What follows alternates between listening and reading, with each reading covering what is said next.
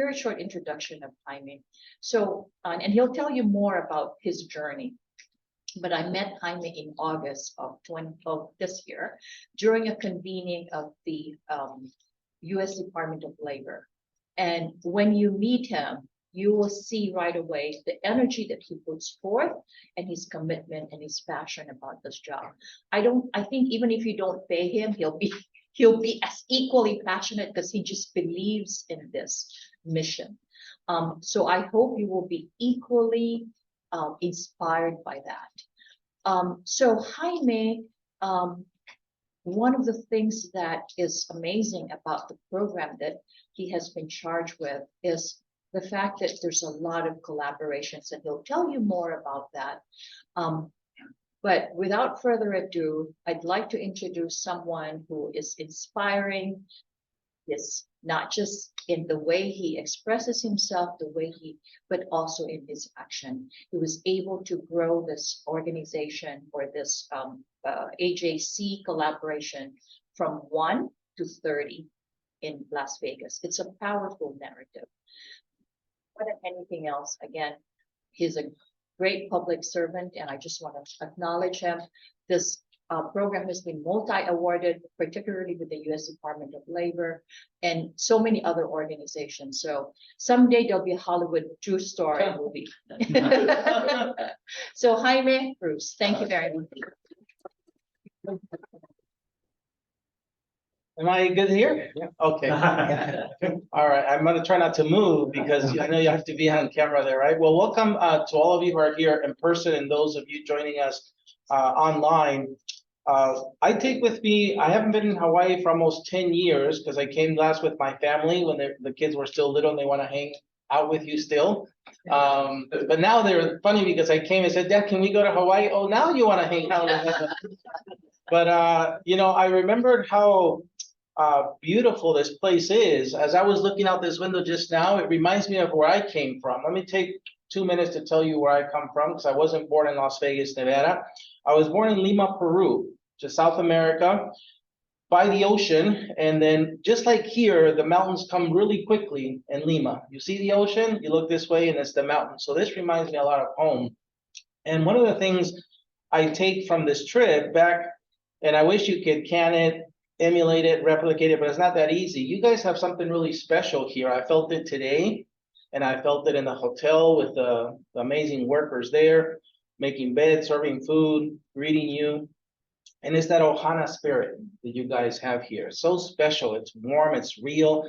And it's balanced with this very real fact we heard from people that were very transparent yesterday, mayors, lieutenant governors, and they told us, you know, one unique thing about the Hawaiian people is, unlike Vegas, where we say, come to Vegas, we want to be your playground, do whatever you want. You guys say, come to our home and enjoy and be respectful, but then go back to your home. And that really resonated with me. But while we're here, you give us that spirit. And so I say, capitalize on that. That's cool. That's what makes you unique. That's what makes you, you know, who you are, that Ohana spirit that I felt. So again, I come from a long way south from Las Vegas, but I've been there 35 years now. And as Bennett was saying, we've been on a journey in this workforce development system. And so today, I want you to know first and foremost that as I travel the country, and there's 575 of Harrisons or Jaimes across the nation, 575 local boards that are trying to do this work and the way that their region needs it and the way that their state legislation sets it up. And it's all different across the nation. In some places, there's state legislation integrating the partners, and some there's not. In some places, TANF SNAP is in the American Job Center, some places not. And so it looks all different. And I think if anything you would take from what I share with you today, hopefully some can help you get better. Just like when I heard my colleagues from other places, I took what we thought we could replicate in Las Vegas to help us make us better. But I do recognize again that not everything is, again, like Ohana spirit. You can't just do what somebody else is doing the same as them for many reasons. So I wanted to start with that so you know that hopefully that what we share with you, some of it can be useful. So let's go to the presentation, I guess, because that will guide us. So I think our agenda today, we have a couple of sessions with a break in between. If we go to the slide 3, I think it probably will be the next one.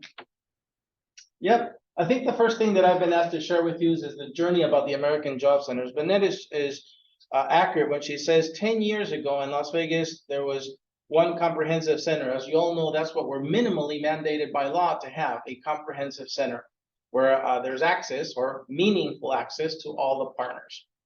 And I'm not here to, you know, to tell you what those meaningful ways are and whether they work or not, because, but I am here to tell you that, again, for us, it's very, if you've been to Las Vegas, it's not, of course, we have the Las Vegas Strip, and a lot of times people come there still today, believe it or not, and say, where do your kids go to school? Where do you live? You know, because they think it's just the Strip.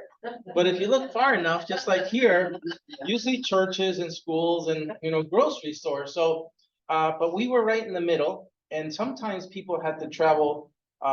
If you went to Mesquite or Laughlin, which are 2 hours away, 2 hours to get to the American Job Center, you know, that's just not right. And so our first thing was, how do we make sure that the resources and the American Job Centers are accessible to all?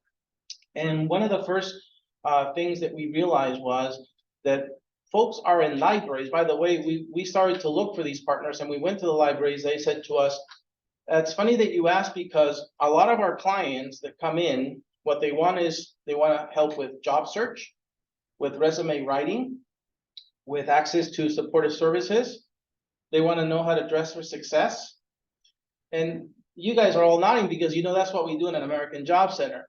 And librarians are just not trained for that. Librarians, the best thing they could do is say, come to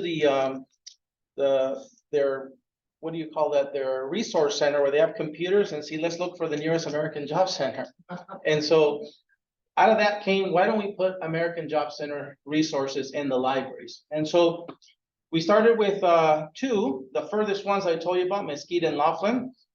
And it was so successful that now we have 12 library locations in our area.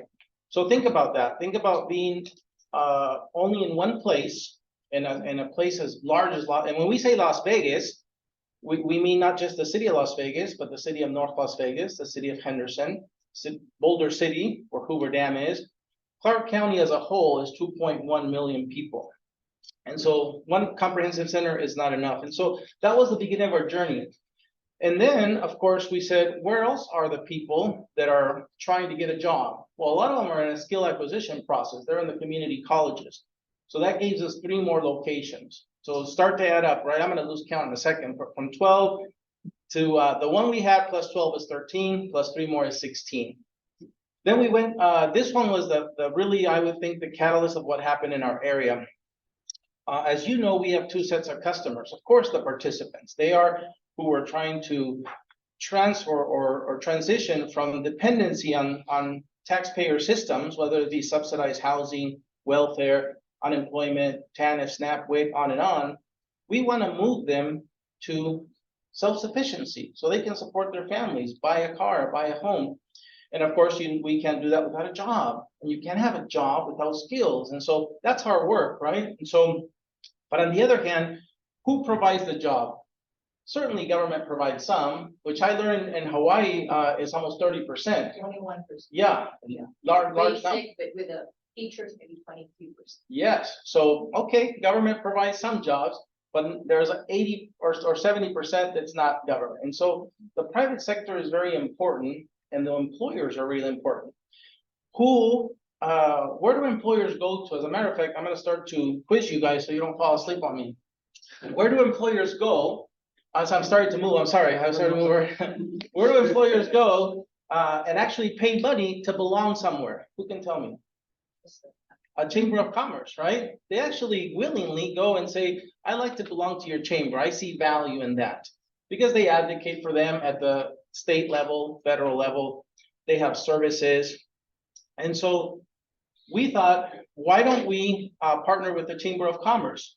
And so it started by just asking the chamber president, who's the reason why I'm here this week, to be on our board, to sit on the local workforce development board. We've never had the largest chamber of commerce in our state on the board. And so she came on and the relationship started to flourish to the point where when we started to unveil some of our strategies, including this one, which is our economic development plan, feeding into how workforce can support that. And if you look at who's involved, it's not just us, but it's the biggest chamber, other chambers like the Urban, the Latin, the Henderson, but also the Governor's Office of Economic Development and our Regional Economic Development Agency as well.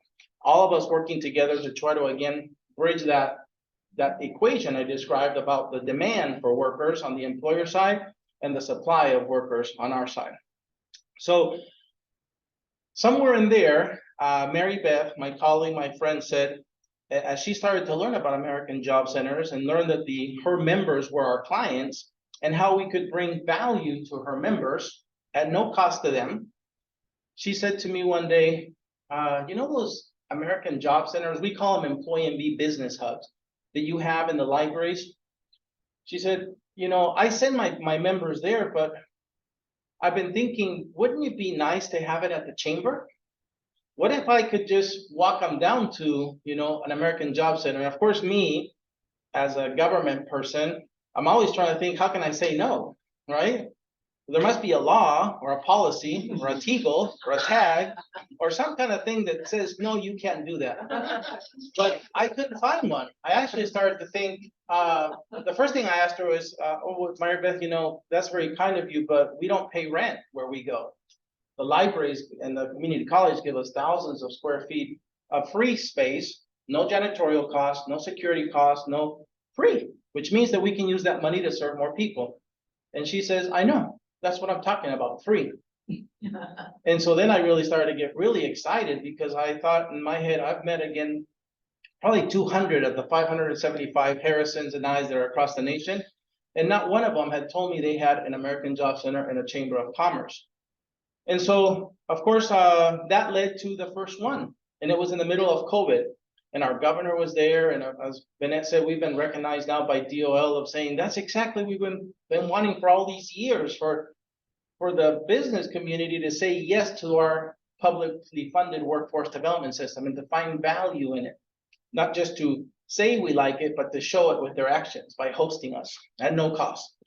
So that was a big one for us. And then after that, it really started to spread on fire because municipalities started to say, see the attention, see the chambers get excited. And so we have two city halls. Henderson is a suburb. We're only 35 miles diameter in the Las Vegas area, but Henderson is way on the south and North Las Vegas is way on the north. And so in there where the mayors sit, they have offices downstairs that are business license, plan checks. So businesses go there as well. And so they said, hey, we see the idea at a chamber, businesses are going. So can we have something for our businesses in our small cities to have access to and not have to go to the Vegas chamber? And we said, same thing. I said, well, you know, they provide for free. Oh, yeah. We know you guys. So on we go, city halls. This next one was really cool because we build schools a lot in Las Vegas because I learned another thing about Hawaii. You guys have this thing called out-migration, where, you know, every year the population goes down, and I heard how it impacts, yesterday I was hearing how it impacts the actual amount of the group of people that can be called natives Hawaiians after a while because of the ratio of marriage and so forth. It was really interesting to me, but we have the opposite problem. We have people keep coming in. So you need to build more schools, more houses, more freeways. And so we're building schools. And so the latest one that was built, a career technical academy, this is the same story. It's because we have the superintendent of the school district on board and we're working on multiple projects. He said, I see, you know, you guys have an American Job Center and the businesses. You have them in the community colleges for the job seekers. You have them in the libraries for the families. But what about the kids? What about the young kids and their families? What if in our career technical academy, because this academy is set up to go from 8 to 3 as a school and from 3 to 8 as a adult training center. So the families of that neighborhood can come in and use the same vocational training equipment that the kids use in the evening for the families, older brothers, older sisters, parents, and whatnot. So they said to us, and we have you'll see soon, we have our American Job Center, we have 3 brands. One of them is called the Business Hub, because again, it's in the Chamber of Commerce, or a place where it's targeting businesses.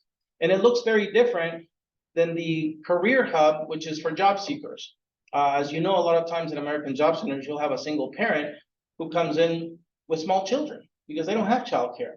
And the small children have a bag of Cheetos or McNuggets and a Coke, and next thing you know, the American Job Center doesn't look too nice. And when you bring a business in, you know, just like when we go buy a car at a dealership, they don't have cars with half the brakes falling out or dirty. The cars are impeccable, smell good, look good, ready to buy and drive home. And so we do the same thing for our business-driven American Job Centers. We don't bring the product there that's not fully ready yet. We bring the business there, and when we have a hiring fair or we're having interviews, we bring a job seeker that's been with us for a while, so they know how to dress for success, they know how to act, look in the eye, shake the hand, have many copies of the resume and all that stuff. And so Business Hub, Career Hub, and we have 1/3 brand of a American Job Center called Youth Hub, which again, as you all know, youth today are very different than when we were youth. They TikTok and they tweet or X, or they do all these things that I don't know how to do. And so our youth hubs look very different. They have beanbag chairs, screens like this where they can connect, virtual reality goggles, PlayStations, and all these things that I guess they need to be able to feel like the space is built for them. And so the school told us, how about having an American Job Center in a school? And then again, I got on the phone and asked DOL, my contact, is there an American Job Center in a school? And she said, is this Las Vegas? I said, yes. So they built a school with space like this for an American Job Center inside it. So that was fantastic. These two, the last two are, I never could have dreamed of, I think. And so about 2 months ago, a member of the Chamber of Commerce, what they call a President's Club member, so he's very engaged, he's a business owner, he owns a gym, a fitness center. He came to us and said, you know, hey guys, you know, we keep talking about how we have a shortage in labor, and as a business owner, I feel it. And as a gym owner, I have a lot of small business owners that are members of my gym, and that's all they talk about as they're working out. I can't find people, I can't find talent. And he says, and then I walk on my other area of the gym, because he walks his gym. Sorry, I was moving again. And he says, and then I see these 18, 20, 24-year-olds working out, and I interact with them and say, hey, how you doing? Good. Do you love the gym? I love the gym. What do you do? Well, you know, right now I'm just trying to be a social media influencer, or where do you live? And I said, well, I used to have my own apartment, but after COVID, you know, I lost my job, had to give it up. What do you drive? Well, I used to have a car, lost my lease, but now since I live back at home, I drive the car that Grandpa left, because Grandpa passed away in COVID. So I said, so really you don't work? No. I said, I just, what about your fund money for the movies? Because I'm sure as a 24-year-old, mom and dad are not giving you money for the movies. He said, well, I take the car that Grandpa left, and I Uber or Lyft for a couple of days, Task Rabbit or Red Rabbit, I don't know, some rabbit thing. And so he found out that the young kids are just surviving. They don't have the need for a full-time job. And he said to me, and this was the business owner who'd been through this journey with us as a member of the Vegas Chamber, and now he's a member of our board too, by the way. Mama didn't raise no dummy. I knew who to, we needed him as a board member. But so he said to us, I recognize that I, as a business owner, have the two sides of that equation you keep talking about. The employers who need the workers, who are my members, they own car dealerships and restaurants. And I have these 18 to 24-year-olds who are floating around, and they're not connecting to that need. And so I think I can solve the issue in my gym. Can I have an American Job Center? He said to us. And you know what I asked? Who can tell me what I asked next? The rent, yeah, very good. I should have brought prizes. Yes, the rent. And so she said, oh no, I know no, of course not. I said, we're going to carve out, and we're going to show you, I think, a picture in a second. But, and that's how movement fitness happened. An American Job Center there with youth. That was 2-3 months ago. The Department of Labor sent the assistant deputy secretary. So they were impressed that finally, across the whole nation, there was a business owner who saw that much value in the American Job Center network that was saying, I want one in my place. So, and then a month ago, our latest American Job Center that brings the number up to 30 is, we are also concentrating on, besides the disconnected youth, the other area where we are having to go in to really, again, find answers to the needs of employers is the reentry population. So the population who has paid their debt to society and is ready to come out again and support the families. Because if you think about it, and this is something that my friend at the Vegas Chamber, Mary Beth, talks about too a lot. She says, not just a social imperative, it's a business imperative. When we have somebody in jail, our taxes are going to support them, but also to support their families that they can't support. So moving that person from dependency to self-sufficiency not only creates a taxpayer, but it also alleviates the burden that we all have on that tax-based system. So we have a program, we actually have two, but this one is 18 months before release. We identify participants who are serious about that journey. Not everybody is, we have to be, real. And so we try to filter who shows up for interviews, appointments, assessments. And when we know there's a great likelihood of success, then we enroll in WIOA and we start to prepare them for their release. And that preparation means not just, of course, skill acquisition, but we have other partners that come in and pay for the mental health part of it, the reconnectivity to their families, because the families come to start to visit. They have to think about their housing situation. There's a lot happening there that WIOA can't pay for. And so partners come together. And then, but the most important part, as you all know, is when they come out, if we weren't there, the people released in Nevada, they get their belongings and then a little yellow envelope with $20 that pay for, I guess, their Uber ride to wherever they're going next. And that's it. And so instead, when they leave our program, out the door is an employer, hopefully, who's met them in their journey. Let's say he was a welder, or we were teaching him how to weld during that time. And so when he leaves, he's got a job as a welder with that employer. That's a great start, right, for success. This program has, it's that fancy word we'll use, recidivism rate, right? The people reoffend after a program. The government is happy if you do 50-50. If the federal government gives you money and you enroll 100 people and 50 don't go back, they give you more money. Which is good because that's still 50. I think we all should be glad that not 100 are going back, so 50. This program has 94% success rate. So think about every 100 people that come out of that program, only 6 go back and recidivate. So really good. But in any case, as we'll show you here soon in pictures, a month ago we were in a correctional facility behind the walls where you have to get cleared. And of course, I don't know why, but everybody has tattoos back there and behind the walls, even the workers. So it's a complete different culture.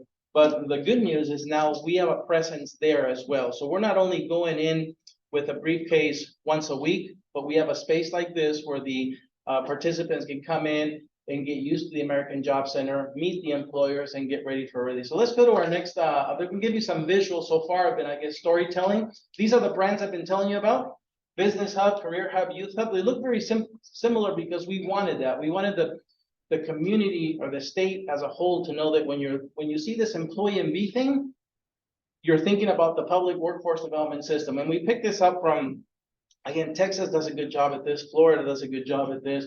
And the only thing changing is, who the client is, business, career seeker, or youth. Next slide, please.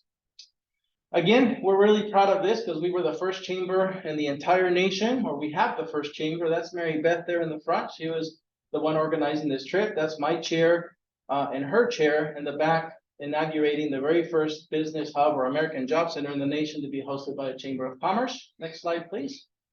As I told you before, in the middle there is Derek Parent, the owner of Movement Fitness, some elected officials. You can see my rural commissioner up there, Barlin Higby with the hat. He's one of 3 rural commissioners that of communities we serve. State employees, there's the DOL person, of course, me. This is inside the gym, and you can see they're in the lobby. They didn't send us to a room in the back. In the lobby itself, they carved out the area for the youth hub because that's how much they believed in it. Next slide, please.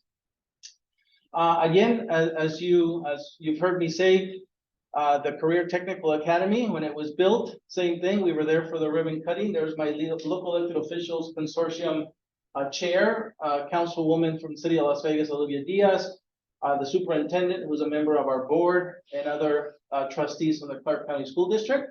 Next one, please. This is the jail that I was telling you about last. This is our last American Job Center that we inaugurated, and we have the head of the Departments of Corrections for the state, members of our board. You can see just in their faces, this was something that we couldn't imagine, but again, it became a reality. Next slide, please. So that's the journey in broad strokes. I think that was the main thing Bennett wanted me to share with you, to share the journey. You know, we had one comprehensive center, and because of that, and I probably missed a lot of details about relationship building, trust, you know, how to really, Harrison and I were talking on the way here, you can't do this alone. We could not have done this alone as a local board. I think you've heard me mention multiple partners, chambers of commerce, school districts, faith-based for the jail one, SNAP, TANF. These things, libraries, these things only happen if you're working together, and everybody, you know, lowers their guard, if you will, about this is mine, and I'm going to decide what to do with it by myself, and instead say, oh, you have mashed potatoes, I have turkey, and they have apple pie. We can have a Thanksgiving dinner. That's a lot better than me just having my turkey and you just having your mashed potato and you're just having your pie. So let me tell you how I give some more color about this journey and where we're going, because I think another thing Bennett asked me to talk about was how do we get our marketing out there? How do we get people to know about us? Let me show you. Let's go to the next slide. In Southern Nevada, we have what we call the Regional Transportation Commission, and they run our buses. I've seen yours here as well. So if you go to Las Vegas, you'll see on the buses, on the bus stops, transit centers, posters like these. Because what I haven't told you yet is that in Las Vegas, or in the Las Vegas area, we have 42,000 disconnected youth between the ages of 16 to 24. And because you're WIOA folks, you know what that means. They're eligible for our program. But we try not to say that to the community. As you can see here, we don't talk about WIOA or the 14 elements or eligibility, or, you know, because that's what turns people off, right? And so the Regional Transportation Commission never heard us say 14 elements. They just said, oh, you have potential workers? Yes. 42,000 of them are out there. Would you help us find these potential workers that you and other employers need? Yes, we'll do that. And my next question to them is what? Can we have it rent free? Yes, yes. So will you not charge me? Because again, as you know, we all fund others. So I said, yeah, we'll do it for free. So they're doing this for free for us, right? So every bus stop. Next slide, please. Another thing, again, besides, you know, going out there with those partners, again, as if you think Bennett Harrison got to meet some of my partners, my friends, the business community, we felt that we as a public system don't have the best reputation with the business community, right? Because a lot of times whatever is free, you know, you have the peanut butter. The best peanut butter is what, Jiffy or Skippy, right? But it's like $3, right? But then you have the 99-cent peanut butter, right? And so I think a lot of times just because we're free, it doesn't mean that we are bad quality, but that's the rep. And so what we did was help us change that reputation. The Las Vegas Global Economic Alliance is our regional development agency. So they are out there bringing the Teslas, the Amazons, the Googles to Las Vegas. And so they are the first face that the business meets. What do we have now? As part of that team, we have one of us. So we have a workforce development, you know, subject matter expert there as part of that team. Now they're not on their payroll; they're on our payroll. And why they're there is again to explain to them all the things that we can do for them. But the business doesn't see them as a American Job Center person. They see them as a LVGA person. They're just their talent liaison. They're a workforce expert, and so they can speak intelligently about all the help that how they're going to get help with free recruitment, free job hiring fairs, and screenings, and all these different things. But then after that, of course, the RDA hands them over to the chambers of commerce. And in our case, the biggest one is the biggest chamber with over 4,000 members. And so the biggest chamber then nurtures that business for the next, for a decade. And we also have a member there, a talent liaison or an embedded subject matter expert, because that is what's helped us really change how the business community and the 90,000 businesses in our area think about us. It's this way. Next one. So another big thing I think that we've changed is in how we use data, right? You guys are going to know this, but do you think a business wants to know things like second quarter retention after exit, right? Fourth quarter this, measurable skill gains that. And so that's our talk that we're forced to know, MSG and this and that. And it's important because our funders want to know that and we need to deliver, but we can't speak in that way. So one of the ways that we, again, want to show our value to the business community is articulating our value proposition in a different way. Let me show you that next one. If you go to our website, on the first thing that will come up, this banner rotates, but right now, this is the hottest one. So if you come here, it will say, this is our community investment impact dashboard. So if you click on that button, give me the next slide. It'll bring you to a tool, a new tool, brand new. I think it's only like 60 days old.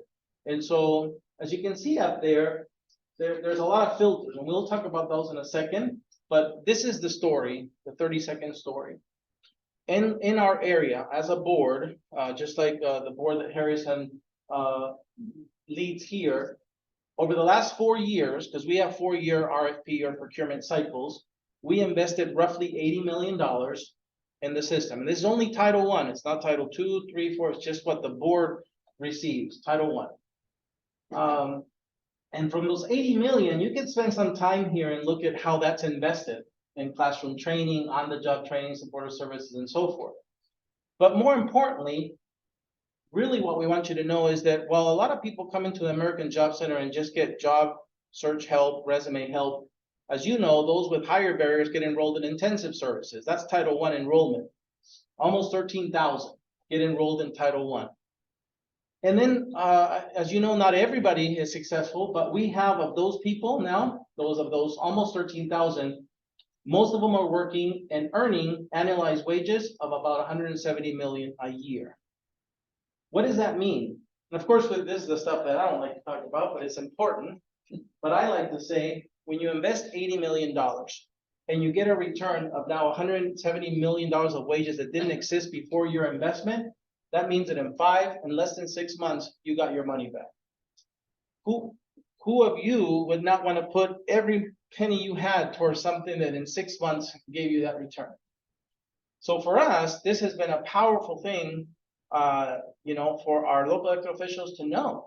Because again, if you don't talk this way and you take them down that road of 14 elements and MSG, and so here, what this has meant now is that our county commissioners, our city council folks, our mayors, our governor can articulate the value of the public workforce development system in 30 seconds, right? And that's why up here on the filters, I know that this is not live at the PowerPoint, but if you went, you would be able to, one day, hopefully, you can go to the program year and just look at 1 year if you want, or 2 years. This is our last 4-year cycle. You can, hopefully one day, it's not just Title I funding, it'll be Title III, 4 others. But this is what we did for them, because a lot of times a county commissioner will call you and say, I want to know the impact of your services in my ward, my constituents. And you can do that. So they can go to their county, to their ward, same with the city councils. You can go to their council person and say, just your ward, your district. And there's many other filters over there on the right as well that you can play with if you go to our website. Next slide, please. So data is really important, but it's only important if you can articulate the value, right? If you leave somebody with a bunch of things they can't remember, then you really haven't, your data hasn't helped you tell your story. I'm gonna stop there for a second. Any questions so far? I know we're gonna have a question and answer, but I just didn't want to go too far before anybody's. Yes. So to put this into better context, and by the way, I'm a native Las Vegas. Oh, wow. Aloha. Aloha. How many people is the greater Las Vegas area? What is your population? Roughly, when I say again, the greater Las Vegas area is those mountains that surround Henderson, North Las Vegas, and Boulder City, roughly 2.1 million. Congratulations. Thank you. That gives better context. Yeah. And again, if you are to compare, why are we only serving 13,000 if there's 2.1 million? That's a great question, right? And I love that question because I look at DOL and say, yeah, why is that? Why don't you fund me more, right? I don't control that. All I can do is, I'm glad I looked down here. So another thing that I brought to leave with you, Harrison, is, besides the blueprint, which is a regional tool, so you can share with your regional partners, again, chambers of commerce, state economic development, about why you want to make sure workforce strategies are part of the economic development plan, is how we tell the story of data is not just in that blueprint. We used to have a book that was this long for our annual report. Guess how many people read it? Nobody.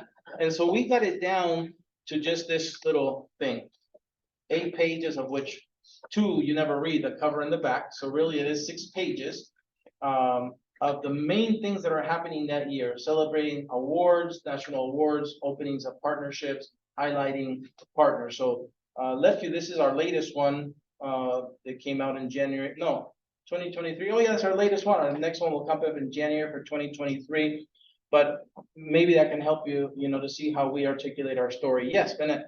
Actually, Nicole has a question. Yes. But I also wanted to very quickly underscore that Oahu Workforce Development Board is not the only one represented in today's workshop. We also have Hawaii. Hi, Hawaii. Hawaii is in the house. We also have Big Island. Hi, Big Island. So Adele is from Hawaii.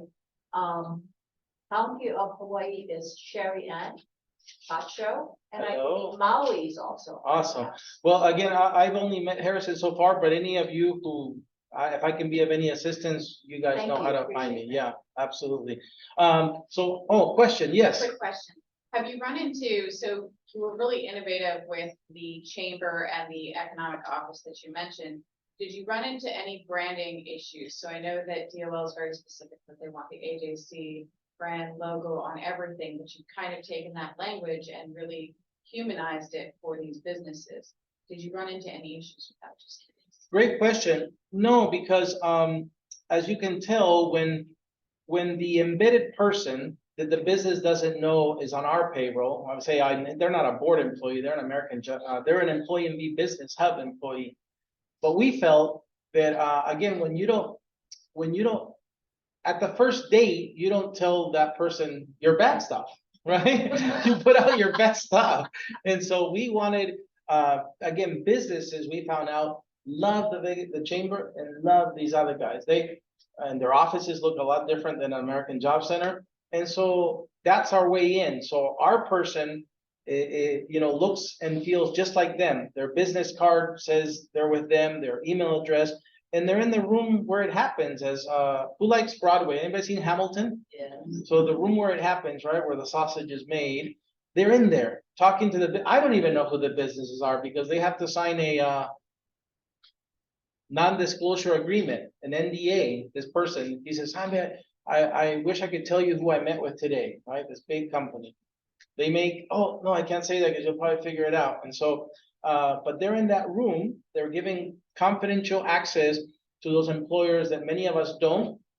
And that starts the relationship the best way. But they are saying the resources I'm talking about don't come from the LVGA or the Vegas Chamber. They come from the Employee and Be Business Hub, which I'll introduce you to once you come to Vegas. I'm just here to tell you about that value proposition.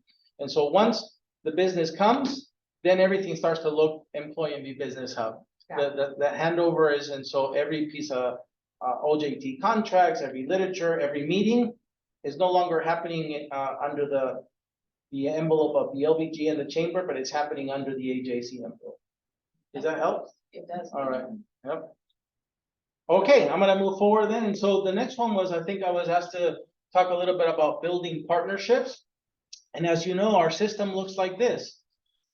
The one-stop delivery system has 17 mandated partners, of which again, I'm always envious of my colleagues in Texas because they have, and Florida, they have state legislation that says all of these people must work together. They must show up at the American Job Center and they must share resources. And another thing I haven't said is that, and those of you know what the IFA is, right? The Infrastructure Funding Agreement. It's like a bad word. It's only 3 letters, but it's a bad word. Because again, the whole thing about rent, and it happens across the nation. And so guess what happens when your IFA is 0? There's nothing to fight over, right? Because it's 0. And so we say, come into the Vegas chamber, come into the library, come into whatever.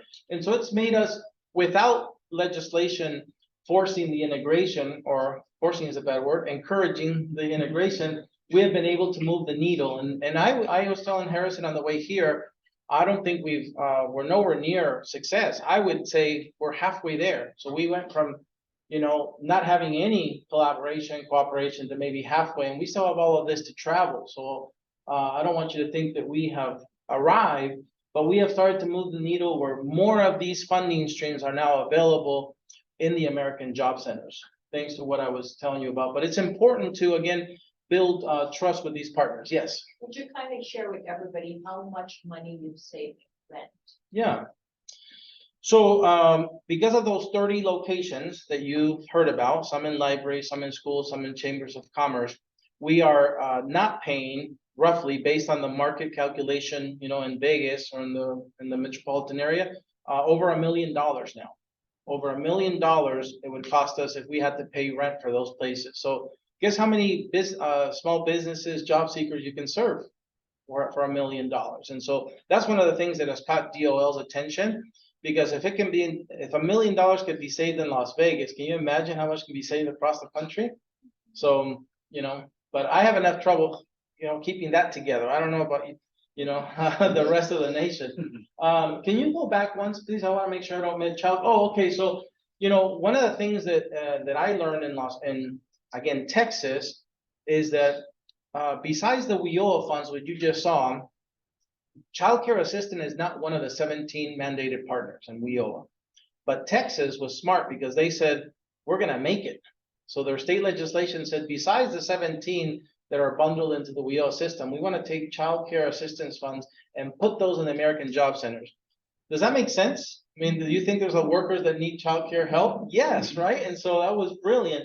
So again, we don't have that kind of leverage ability right now to do it through legislation. So we went, and like we've done everything else with our cup of honey instead of vinegar, and said, can we take you on a date, right? Can we talk about how, bringing childcare assistance to the American Job Centers would be best for the clients that we're both trying to serve? You're trying to help, we're trying to help. And so in case you don't do it yet here, what it does in Texas, and this is what caught my attention, if a board in Texas is roughly, let's say a board my size, $25 million of WIOA money, that's my size, it fluctuates, but say 25 million, the child care allocation in Texas doubles that budget. Let me say that again, it doubles that budget. So it's like getting, and so it's fantastic, because again, it means that you don't have to use your supportive services budget for that, but it just frees up a lot of allocations there. So that's a really important one. And then of course because of all the things you've heard us say, we have now, instead of $25 million a year, we're roughly more at 35, because we have,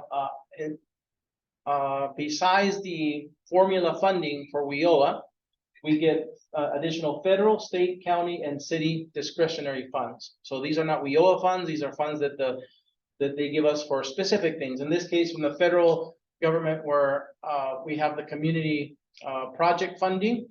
From the state, we have incumbent worker funding. The county, I think, transitional housing, and from the city, some of the ARPA money. And so, again, it's an extra $10 million that we didn't have 5, 6, 7 years ago, because we weren't working together and we didn't know how to tell our story, right? But because we've learned that to tell our story, now we've built additional partnerships that give us more money. Yes.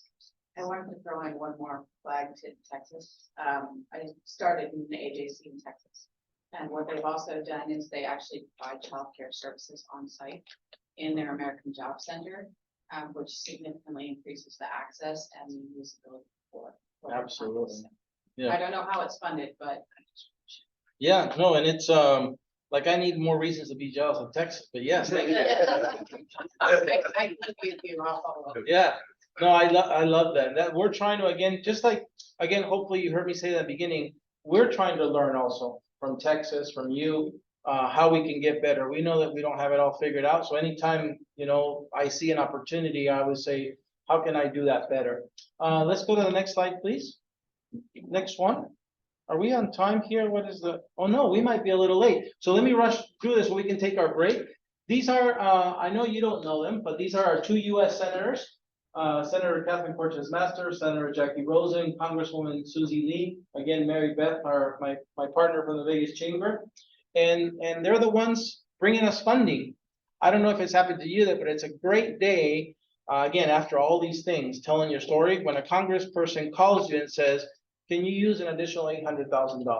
Oh, wow. Right? I was like, who's this? Carolyn, is that you pulling a joke on me? But no, it was Senator Catherine Cortez Masto, because they believe in our work down. And again, who helps you get there? The chamber helps you get there. Your regional development agency helps you get there to build that reputation. And so, next slide, please.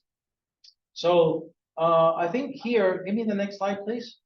Oh, one of the things I think through all this stuff, you heard me say demand, supply.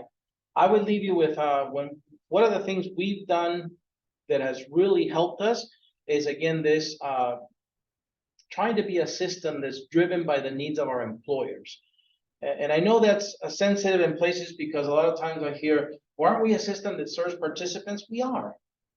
But no matter how well we do in serving participants, if your customer that's going to place them and hire them doesn't believe in you, you're not going to do as well. It's a balance. It really is. So we've said, yep, we're going to commit to giving the best services to this participant client that we have to lift out of, dependency to self-sufficiency. But we committed to a belief that the best way to do that is to understand what's going to make them successful with their employer. So that employer over here tells us what credentials, what skill sets, what cultural competencies they need. And that's what drives the work. So how we convene those employers in Southern Nevada is through industry sector partnerships. I learned that you guys have yours as well here. For us, again, watch how we use the words, right? It's employer driven. So we don't go to the employers and say, we have this plan that we say, what's the plan? You tell us what the plan is.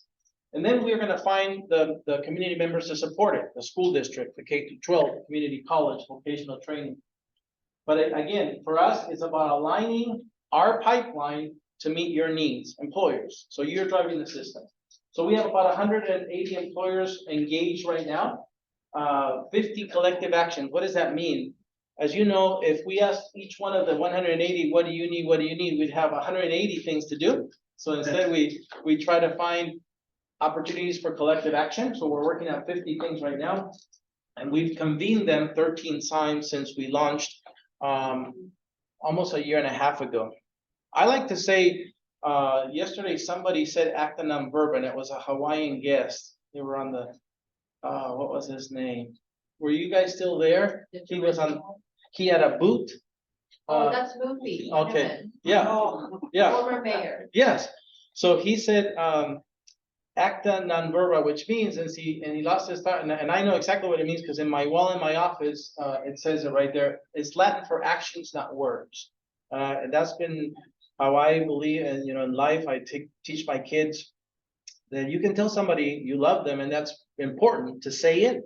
But if I tell you I love you, and then I'm, hitting you, that's not, my actions are not backing it up. And so, acta non verba is how I believe really. That's where the rubber meets the road.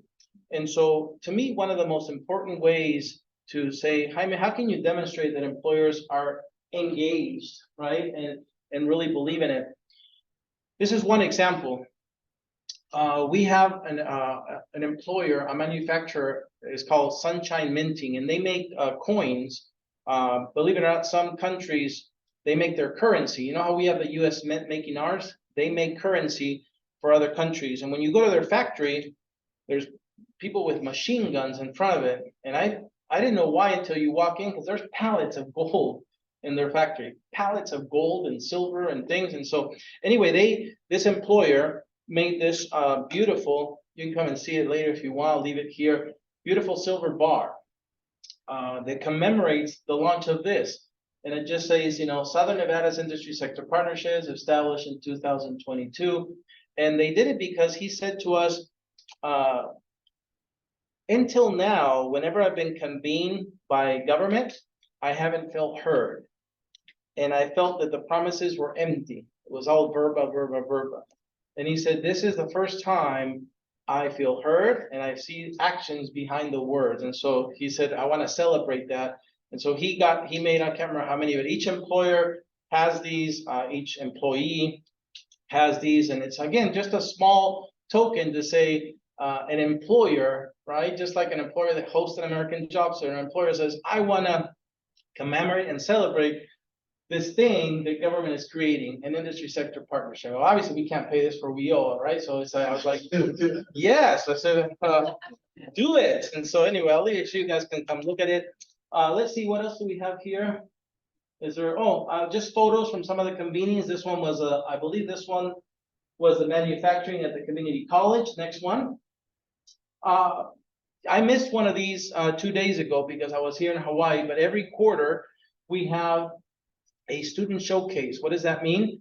Our school district, we pick a high school with great workforce programs, and we bring these employers to the high school, and we tell the kids to prepare their resumes, and we do a 30-minute demonstration. If it's robotics, if it's carpentry, if it's electronics, the employers can get to see them at work. Because employers say, we'll teach them the skills. I just want somebody who can critically think, problem solve, communicate well, work as a team. And believe me, when you watch these kids do robotics, that's exactly what you see. Them, you know, on the fly, dealing with a problem. Oh, they broke our thing. Well, get the epoxy or, you know, 3D print that, and employers love it. So this was our first one. It was in March of March of this year, as the school year was ending. And so since the school year began in August, I believe we've done 2 more. So let's go to the next slide, please. Yeah, this one was October, and I think there was another one that was in August. And these are the kids, and you can see the employers in the back, and they love it. It's just you know, they can see their future worker, and when they interact with them, it's really encouraging because the kids also get to practice the skills that we've been teaching them, hand their resume, hopefully land an internship, and then when they graduate, have a job. Next slide, please. This is what we do for middle school, because yes, high school is where you're connecting or almost ready to connect to a job, but you got to start earlier. So everything I've been talking about, employer connections, happens in middle school through this Networks for Nevada. It's an online platform that allows employers to visit classrooms and classrooms to visit employers virtually. Next one. And this is the one that, you know, that a lot of people don't get, but think about when we were young, you know, a 5, a 6, a 7-year-old today, they're connected to the world like we never were, right? Through TikTok, YouTube, things. And so they're gaining information that we didn't gain until high school. They at their tips of their fingertips. So it's no longer, it used to be that people would tell you, high school's too late. You got to connect with them in middle school. Guess what? That's too late. You got to connect with them in elementary school. And so we took all the information that drives our economic development strategy, the top 100 occupations, the sector industries, and we work with the school district to translate it to elementary school level language. So we take, you know, occupations and word search things, and with language that they can understand, we start to expose them and their families, hopefully, to the occupation, skill sets, industries that we need workers in.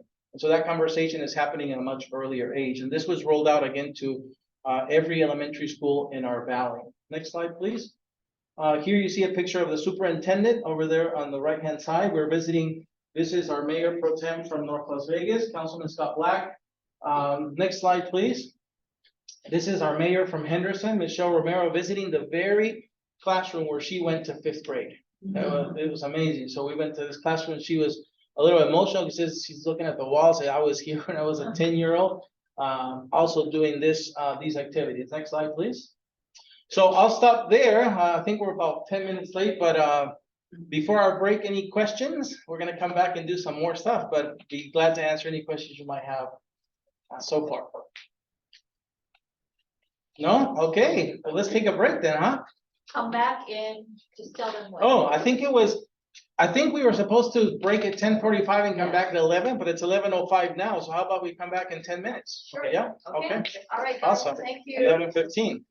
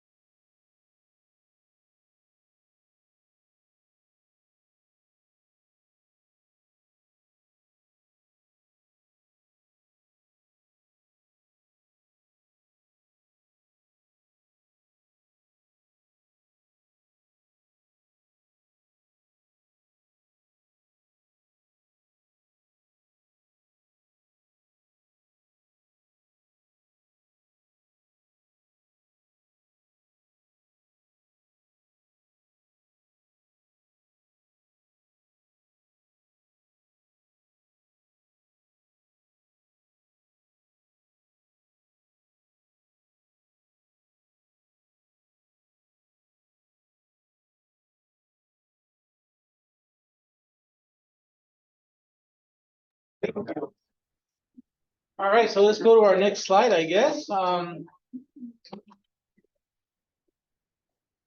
Oh, we'll go back to the beginning. Yes. Let's go back a The little bit. videos. Let's go back a little bit. Oh, I think we went right through the break. Go back a little bit. Yeah, let's go back more. That was let's go back. Yeah, so 4 and 5 was meant to be later, so I must have been, was I going too fast? It's fine, so let's show you, well, this is good, why? Because I really thought I had too much stuff, and Vanette kept saying, no, bring it, and so we really packed it in, and if you don't have questions, I'd like to show you some of the videos. The videos are Okay. fantastic. Yeah. I brought them, I put them there as links so you can watch them on your own, thinking that we were gonna, I must have been going very fast, I apologize, so, let's go to some of the videos. I think I've been mentioning them. So, for example, when we talk about the embedded American job centers, right? Let's click on that first one and let's watch it together. It's up there as well. There you go.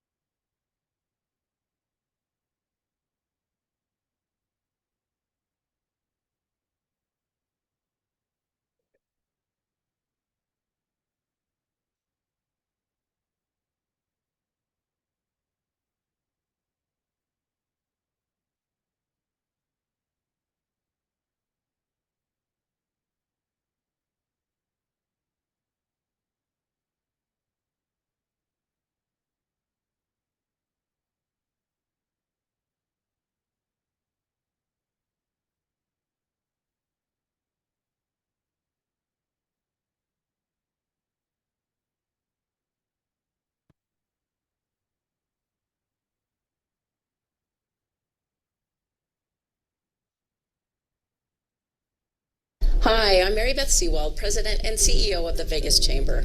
I'm also a proud board member of Workforce Connections, which is Southern Nevada's local workforce development board. Together in 2020, we were proud recipients of NOB's Lori Moran Partnership Award for aligning workforce and economic development in our region. That award was huge for us. We gained increased trust from our local elected officials, and we also accelerated alignment efforts beyond our region to the entire state. In 2020, the Vegas Chamber became the first chamber of commerce in the nation to host an American Job Center focused exclusively on businesses. We call it the Employee Envy Business Hub. Today, we have 5 business hubs in our region where employers can access the resources available through the one-stop system. Are you aligning workforce and economic development in your region? Maybe you could be the next NOB Award recipient. Oh, I see that the screen is kind of compressed or something, huh? Because I was seeing the, you might want to, next one, we might want to use that, the open thing. But so what do you guys think about that, right? That's the largest chamber of commerce in Nevada. It happens to be in Southern Nevada, 4,000 members. I think she does a better job than me of pitching the public workforce system, right? And so that's the goal. I think when I watched it, I say, wow, because I think I remember before that what it was like. And so that's why I was telling you now I don't have to go out and try so hard to sell it to businesses because she's doing that, right? Now let's look at that next one because it's the other agency, our regional development agency. Let's go to the next, yeah, this one. I would open it, yeah, let's try that. Let's try opening it. I think that will do it. Yeah, that's good.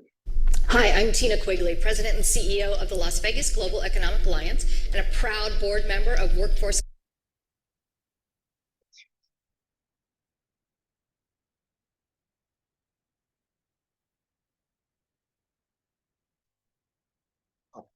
Connections, Southern Nevada's local workforce development board.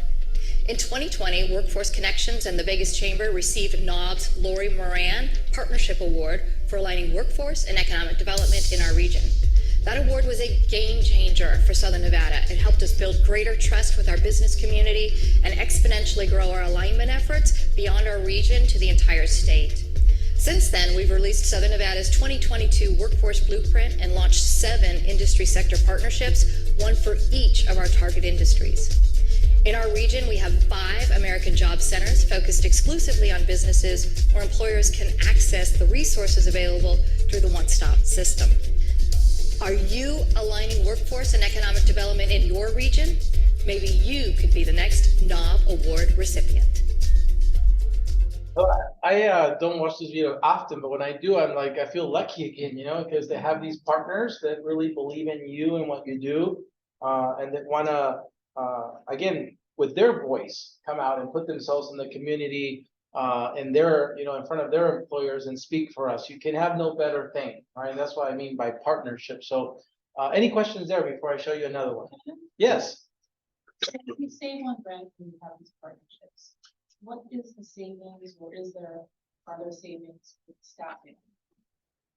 Okay, so let me see if I understand it. The staffing. Do I save on staffing? Well, is the state saving, are the local board saving, who's working with participants in these agencies? Are they funded with real funding? Okay. And are they mobile, or are they stationary? Okay, so let's talk about the one at the Vegas Chamber. Since it's one for businesses, imagine a space like this at the Vegas Chamber. And what we do is we'll have, I think maybe you guys call them here, business services representatives. Yeah, the Wagner Pizer folks, is that what you would call them? So we'll have some Title III funded business facing folks there. And we'll also have some Title I job developers, if you, I don't know what you call them here, but you know, they're the people that are meant to be finding the opportunities for our Title I participants to give work experience and OJTs and so forth, right? And so in the system, we, depending on what state you are, again, you're gonna have people facing employers that if you're not careful, they're gonna say, I'm with WDD, I'm with WDC, I'm with, you know, whoever else. And I just learned that because on the way here, but I know what that means. Oh, you're with the state council. Oh, you're with the state labor agency. Oh, but an employer, that's the worst thing you can do. And so for us, no matter who you work for, if your task is interacting with businesses to try to place participants, you're a member of the business hub. You're an employee and be business hub person. If you're Wagner Pizer, if you're Title I, if you're Voc Rehab, if you're whatever you are, you look like to the employers that you're an employee be business hub staff member at the Vegas Chamber. That's it. That's all. And so we didn't hire new people. We just said, instead of you working in your office over there and calling Tesla, saying, hey, can you place somebody? And the state person calling the same employer from over here and say, I'm with the state agency. And another one from over here, that wasn't helpful to us. So now we grabbed them, all of them, put it together at the Vegas Chamber, who businesses love. And now we call them from one place and say, what do you need, employer? I need a recruitment firm. Great. We will get you that. You don't have to look behind this black curtain because I have a messy public workforce development system behind there, right? You don't need to know about that. You just need to know that me, as your business representative, I'm going to help you do recruitment fairs. I'm going to help you, you know, do all the things you need. Post your jobs for free because Indeed charge you how much? 10,000. We're going to do it for free. And so that's the value proposition. So employer, when you can't find people, right? Yeah, I'm trying. I said, so we're going to try to find you people from our labor exchange. And if we do, here's 2-3 people. Thank you. Any more? Not yet, but would you be willing to give a work experience to a client that we have? She was a a mom that, or a dad that just raised a family and they're entering the labor market again. We recognize that they might need skill acquisition before, you hire them permanently, but we'd like you to see if they're a good fit for your culture and for them to get re-exposed to the world. Oh yeah, I can use all the bodies I can get. Great work experience. If the person works out, meaning they show up on time, they fit the culture of the employer, then we say to the employer, hey, you like him? I love Mary. She's great. She just doesn't know how to do anything. And so it's like, what do you need help with? I'd like her to be an administrative assistant, community college or ETPL courses, train them, OJT them, and hopefully permanent placement. But all of that is happening in the context that the employer is not talking to different people from different titles that have different name badges and different agencies, but only see is the Employee MB Business Hub at the Vegas Chamber. Did that help? No new employees, not saving money on staff because it's still the same people. We just reorganize them in a way that makes sense for the employers. And so the state worker or the county worker, they're all still there, they're funded by the deal, Title I, Title III. But then, as far as the private sector employees, they're not getting additional compensation for their work, or are they? The private sector employees, so who are those? The People in the AJCs that are businesses, so Jim mentioned. Oh, Yeah, are they? no. So for example, I'll stick with the Vegas Chamber, then I'll go to the gym. In the Vegas Chamber, again, as you saw, they dedicated some space to us. But down the hall, if you go down here, if you go down the hall, there's a membership desk. So there's chamber employees. So the chamber employees love us because they can say now, when that person's walking out, hey, employer, how was it? That's great. You guys saved my life. Have you thought about becoming a member? Right? Because look at all the value you found. So the chamber loves us for that reason. And so whether it's their business development folks or their whoever they are, we don't pay for them. They don't pay. We just here providing value to the businesses. And the chamber folks, the private employees that share the space with us, they do their job of membership selling, event organizing. Let's go to Hawaii, whatever the things they do. But we focus on our work with our funding. And yeah, so we didn't change their staffing structure. And if I go to the gym, this is a really cool thing because, in the Vegas Chamber, our people are wearing a suit and they look very professional. But if you go to the gym, our staff are wearing the same clothes as the gym staff. So they have the flexi pant things and the t-shirt with the athletic climate tech wear that, that you don't, the sweat doesn't stick or something. And it says, in the back, it still says Movement Fitness, but here it says Employee MB Youth Hub. Same colors, everything. So our staff blends with their staff. And the idea was, again, that we want their staff walking over, because they're working out with people and say, hey, so where you work? I don't work. I've been looking for work. Say, okay, so hey, come meet, this youth career coach I have over here. How old are you? 18, 19. Great. Come over here to the youth hub. And it's because the gym person doesn't know anything about eligibility and the 14 elements and MSG and nothing like that. But they said, all they know is I have a potential person who you might help get work ready for my other employer. Because down here, there are small business owners working out. They're saying, how's it going? Oof, I wish I could find people, because my business, I need this. Oh, come over here to our American Job Center. So that's how it's happening in the gym. We're working together. The gym is paying their people. We're paying our people, but we're trying to be one cohesive unit. Does that help? Yes. Okay. One last question. Yeah. Sorry. No, we have tons of time now, I guess. So when you had the chamber select them as previously, was that a formal process or an informal process? Was there an RFP process? No, great question. We in Nevada, I don't know how it's here. In Nevada, we as the local board are in charge of designating American Job Centers or one-stop centers, right, by the law. And so if somebody wants to be a one-stop center, they have to come to the local board and ask. And of course, the first question we would ask is which partners are there, right? Does it really, first of all, do you want to be a comprehensive center, a specialized center, or an affiliated center, right? And so the only people that have asked us for that is the local, your WDD, our WDD, right? So the state agency that drives Wagner Pizer, UI, TAAA, SCSEP, all the other, things. Alphabet, I'm sorry? the whole alphabet. Yeah, they wanted their state agency to be a one-stop center certified by the board, and we said, of course, because we, again, as I was saying, we want partnerships, right?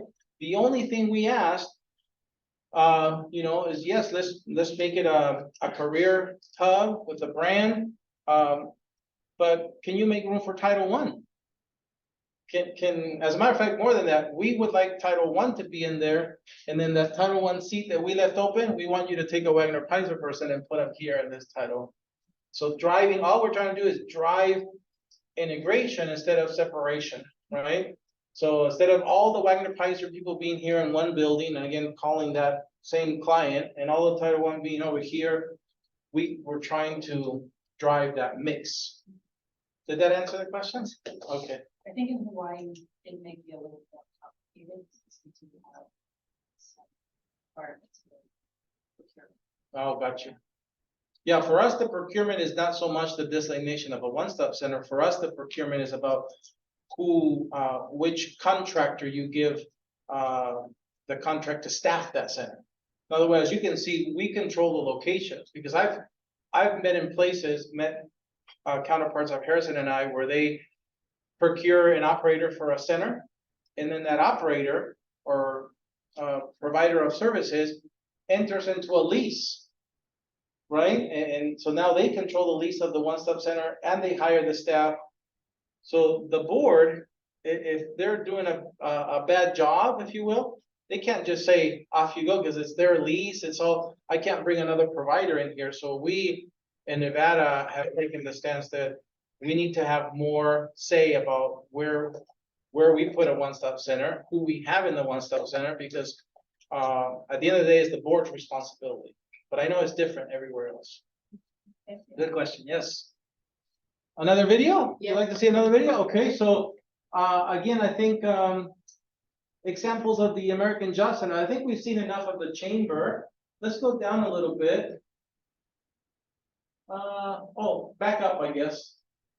Let's look at the second one. This one might be, I don't know what that one is. I think the first one is the biggest chamber, but let's look at that second one. Other partners. Let's see who that is. Would you mind sharing who actually does these videos? The ones you've seen is more of members of my staff that do the interviewing with Mary Beth. Hi, I'm Henderson Mayor Michelle. This one's about, again, I remember I told you about the municipalities. So biggest chamber, this and that.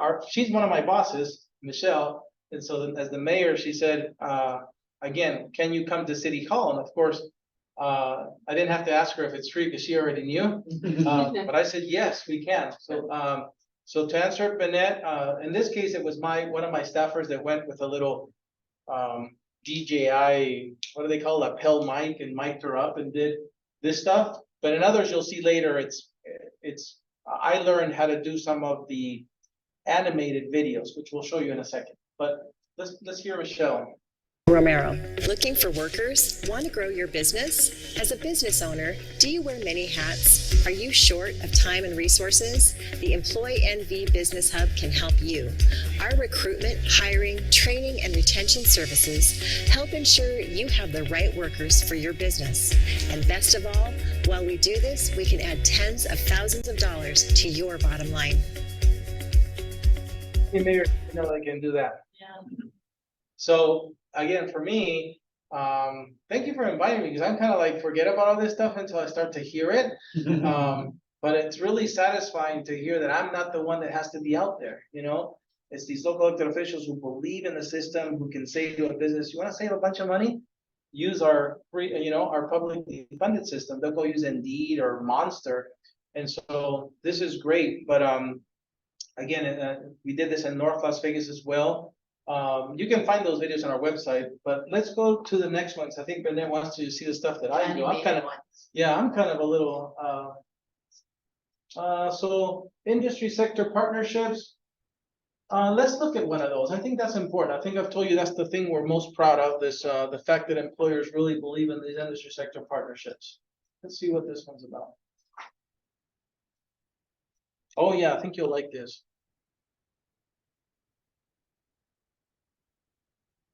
These were employers we helped in the worst of the pandemic.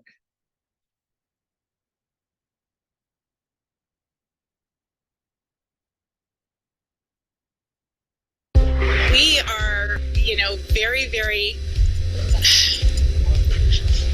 very challenged by all of this. And our staff has been our family for so many years. So for us to know that, we can keep them on and that they can keep putting food on their table. I've joked with them over the years that I don't work just this hard for me. I work this hard so that I can keep food on families' tables for all of my team.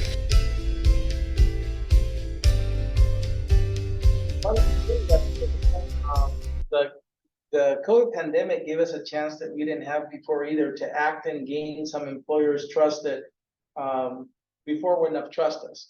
This layoff aversion pilot was, remember I told you earlier that by us doing better, now it's not just our Congress folks with federal, but our state also called us and said, hey, we're dying here with people joining UI. The system broke. People weren't getting their paychecks. It was horrible in Nevada. I don't know how bad it was here. Same. It was bleeding. So they said, we have $1 million of governor's reserve funds that we'd like you to do something with small businesses, because we hear they're laying off. And so what I said, of course, to them is no WIOA rules. I said, no WIOA rules. I said, okay, I can go to my chambers of commerce. Yes, you go do your thing, because we were just starting all this stuff. And so we got in a room with every chamber of commerce and the LBGA, and I asked them we themed it out of a draft day. We had a big board and everybody wore their favorite jersey. And we said, I'm going to ask each one of you to nominate, businesses that you want to help, right? That are members of your chamber, that you identify a great need. They bring great value to the community they're in, small restaurants, small laundry, whatever you want. Obviously not a big hotel, not the Sheraton, not the MGM, small businesses. And you're going to get to put names that you know on this list one by one. And we're going to help as many businesses as we can keep employees on the payroll. We call it the layoff aversion project. And so it was amazing to see these chambers say, I can pick. Yeah, you can pick. I said, not me. I don't know my chamber. I don't know the businesses you do. So again, this is why they're our friends and our partners now, because we proved acta non verba, you drive the system, right? Not we come and tell you, no, you drive the system. And so they put 88 businesses on that board, and we helped 355 employees stay employed in the worst of the pandemic. Now, what does that mean? It was only $1 million, but many of those businesses are part of the industry sector partnerships now. They're providing WIX opportunities to our WIOA Title I partners, clients now. They're hiring from our system. They're doing AJCs because we, in their worst of the time, were there for them. And when I have a peer, another peer like Harrison and I, his name is Walter Simmons. If you ever can get him here, get him here. He's an awesome guy. We learn from each other. He called me. He didn't know me, but he called me. He said, I've seen you at NOB. Said, and I just read on the paper, because this was on the news. And there was a bank that liked it so much they gave us $150,000 to do a few more business. They say, hey, we want to pitch in. We've never been given money from the private sector, $150,000 to pick a few more businesses. Not us, it said somebody else. And so he read that article about the business, called me, said, how do I do it? So we showed him, just like I told you, we showed him what we did. One page, not even an application, just make sure they have a valid, the state asked us, valid city license. They're up to date on their UI payments. That's it. I think that was as simple as that. And identify 1 or 2 employees that they wanted to keep on. And so he was like, that's it? Yeah, that's it. And no WIOA rules. And so he went back and got the state of Maryland, because he's in Prince George County, to give him $7 million to do what we did in Las Vegas. And so, again, learning from each other, these things work. I wanted to see that, you to see that because you don't realize when you do it, all the other implications, positive ones that will happen. Let's go to another one. There's the bank, by the way, who gave the money, Bank of Nevada. You see the chambers there, all the chambers. Our state partner gave us the money, so.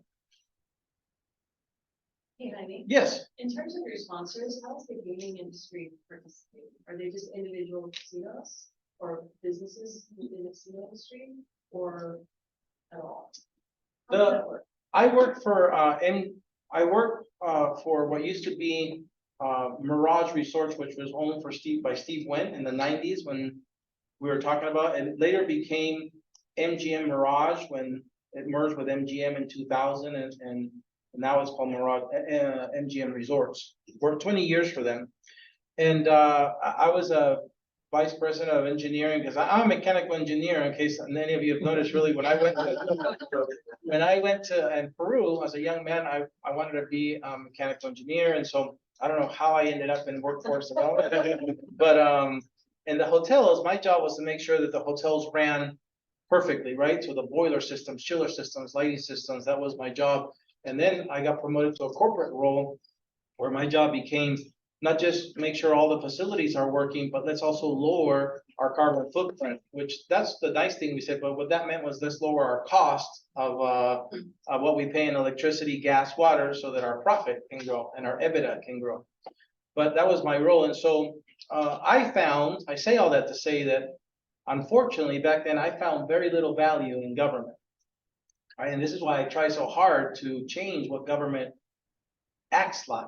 Not what government says, but what government acts like. Because when I called government to open a new restaurant or a thing, they had a list of things for me, hoops to jump through and things to, and yeah, of course, we all want to be safe and put sprinklers in, yes, but my experience was always like they were in the way. I believe that they tried to find reasons to keep us from prosperity and from growth. And so, including when we needed people, the public workforce system didn't deliver. So I'd rather, as a VP, pay the extra fee of a manpower to bring people on. That was my experience. That's why I work so hard to make sure it's not the experience now. But so to your question now, with that context, the hospitality industry doesn't really need us, right? They have multi-million-dollar HR machines. Literally, each property might have 50 people in HR with recruiters and, specialists, and they don't need us. Now, you would say, well, Jaime, since you came from there, what I can show you success-wise is, I think they're in here actually. Let's see. Can you go back to that YouTube channel? This one. Yeah, the one, click right there, yeah, click there. And then go to videos. And let's go down a few, because MGM came to me, my old partners. Let's keep going down. This is where you can see all the videos that the net likes. A lot of our stuff with our schools, but let's keep going down and show you where to stop. And Jaime does it after hours, at like 11 o'clock at night. I like doing these videos. So yeah. Emerson Okay, and I have to go right here. learn how to do videos, I think. So MGM came to me, my old partners, and said, we've seen some of the videos that you do for, the schools or something. How do you, like Bennett, how do you do that? Now, I couldn't tell them it was me because then they'd say, do it for free, my friends. So I told them, well, we have a team, an internal team, or maybe I said we have an internal function. So I wanted to internal function. And so he said, let me find out what our workload is and what do you need? And she said, well, we have these 5 positions, the head of HR, who I thought they don't need us. And we've been posting these 5 positions, our traditional means, and we don't get hits. And we really like what you've done. And we've been talking about this digitizing a job description. I was like, oh, what is that? And they said, you've done it. You've digitized. I said, oh, I just put an animated video thing. So we worked together to do their 5 top need positions for MGM. And they got more hits on this than they ever have. And so we were, for the first time, able to provide a value to them. It wasn't in recruitment and things, because they still have 50 people in HR. What they didn't have was a creative person that could, make these videos. So anyway, let me show you one. Let's do the security officer. I really like doing that one.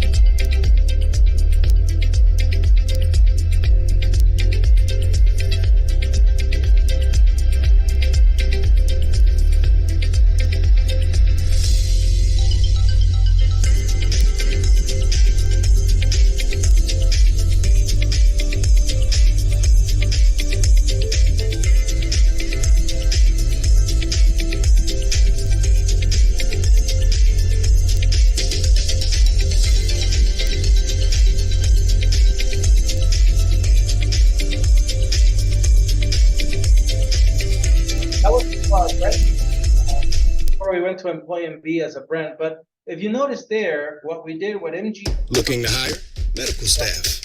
MGM wanted the people to know that not only we have great pay and benefits, but they wanted to be, hey, this is a fun job. You get to see celebrities and go to cool parties, and also we'll pay for your college. I don't know if you caught that in there. MGM, if you're working with them for 6 months, they will pay fully for your college tuition. As you saw there, also, they wanted you to know that you're going to save money because they provide your uniforms, so they dry clean up from you, they feed you. And so for them, it was that doesn't look good on a PDF job description, but it looks really good on video. And so they love this idea. So bottom line is, I guess, a long way to answer your question is we have had to find new ways to add value to them. And what's come back is now when we have hiring events, and the governor loved this one because they usually wouldn't come to our hiring events, you're the public workforce system, but now they do. And when they come, they bring thousands of open jobs, right? And they gladly set up their booths now and bring their that giveaway stuff that makes the hiring event so much better. So just because we let them drive the system, back to the point, where I didn't tell them what you need. They came and said, I don't want your postings or your things, but can you do this for me? Yes, we can at midnight, And so we did this. We have now gained favor from them, and they will again participate in our hiring fairs, host events for us because that's easy for them to host events and their things, and sponsor some industry sector partnership things too with food and stuff that we can't pay for. Yeah. Do you run into any issues similar to here? We have so many places that likely could host events, but that's lost revenue for them. Do you ever run into that being an issue where, places don't really want to host because they're losing out on an income opportunity? As big as this infrastructure is in Hawaii, I think, which yesterday I was at this place called the Outrigger Canoe Club, and you could see Waikiki Beach, and there was more towers than I thought. And they were telling me those were hotels too. They looked like at the edge, they looked like condos, but they were telling me they were hotels.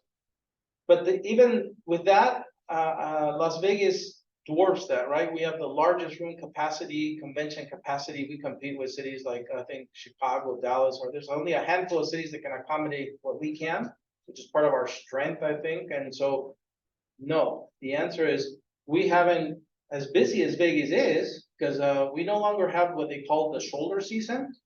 For us, December was always a slow month, but even that is packed now. And so even though we don't have a slow season, we managed to find among the hundreds of options, always somebody willing to host because, and we have to work with them. We have to say, when is the one day? Because we don't ask for a weekend or a week or a month. We said one day from 8 to 4. And so we've never run into that yet. As a matter of fact, it's not just the hotels anymore. The convention authority, back to this thing about when you start to get your mayors, your chambers to speak for you. All of a sudden, the governor made a call. We wanted to do it was actually he had asked us to do the largest hiring event in the history of Nevada. And so we said, where do we do it? One of the options was Allegiant Stadium, which we did later, not that first time. But the governor made the call to the convention center, which talked about revenue. The newest building called the West Hall. It's the largest freestanding building at that time in the world. They just beat it in Dubai, but it had these metal beams that like a football stadium. So it's all open with no columns in the middle, like most convention centers. So anyway, we had 120 businesses, 7,000 attendees. Is the largest thing ever. And again, we didn't have to pay for anything because the convention center hosted it. The governor got somebody to bring food. And so that's the power of partnership, as I was talking about earlier. So no, we haven't run into that yet. Fingers crossed. Any more questions? How are we doing on time, Bennett? I'd love It's like 2 more minutes. Oh, okay. So let's see. Let me pick one that maybe you guys will really like. You can, again, you'll get this in the PowerPoint and you can go to our YouTube channel, but let's go. One of the animated ones for the kids. Okay, Yeah. let's go to this last page. Yeah, so right here, let's play the first one. It might be the K through 12 one. Let's see. These are all 60 seconds, so we might be able to play 2. We made a conscious decision to not make them longer than 60 seconds. Yeah, this is the kid one. Elementary school about this.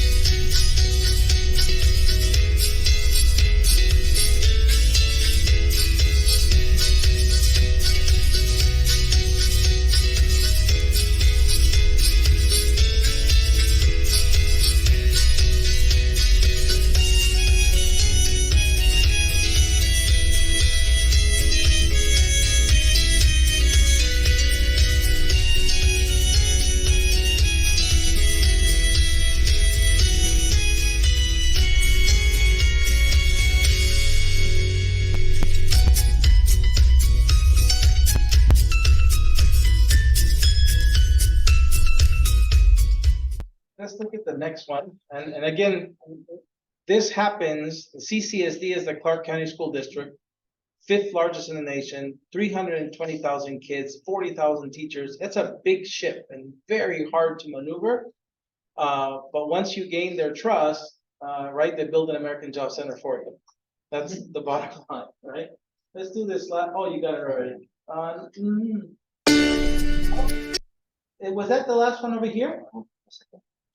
Oh, that's the middle one. Yeah. Let's do, that one's gonna be more of a job description of one of the things and it's good. I wanna show the last one. Let's look at that last one. Here you go. What is this?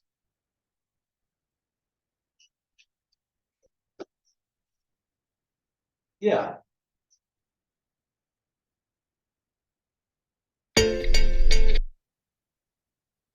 And we just had one while I was here in one of the schools, so I mentioned.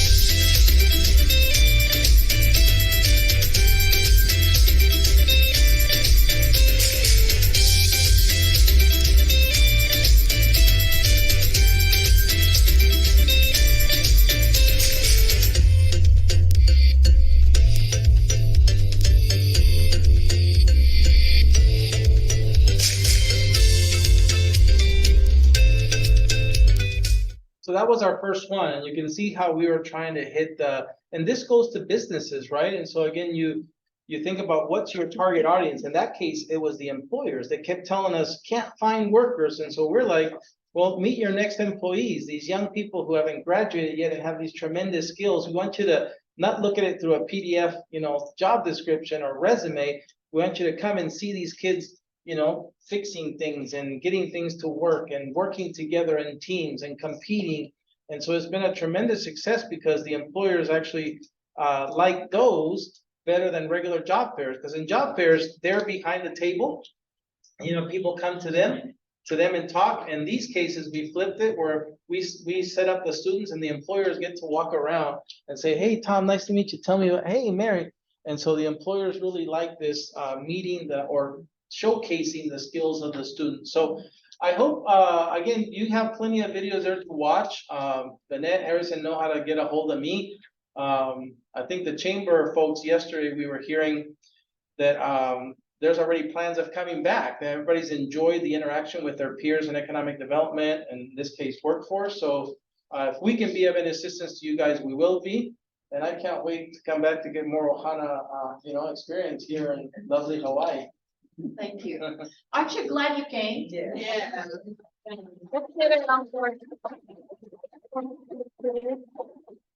He promised that if we go to Las Vegas, he will show us his AJC. Yeah. No, seriously, Absolutely. he's so proud of, course, of all the things that he's done. So I want to thank again everyone for coming. I want to thank Clay again for hosting us and bringing everybody who is relevant to the conversation. All the folks who are, partners or potential partners. So mahalo. That's all we have, folks. But I hope that this is not just talk, that we will follow it up with action. So more to come. So let's get to work. Aloha. Thank you. Mahalo, mahalo, mahalo. Oh, my pleasure. Thank you. Thank you.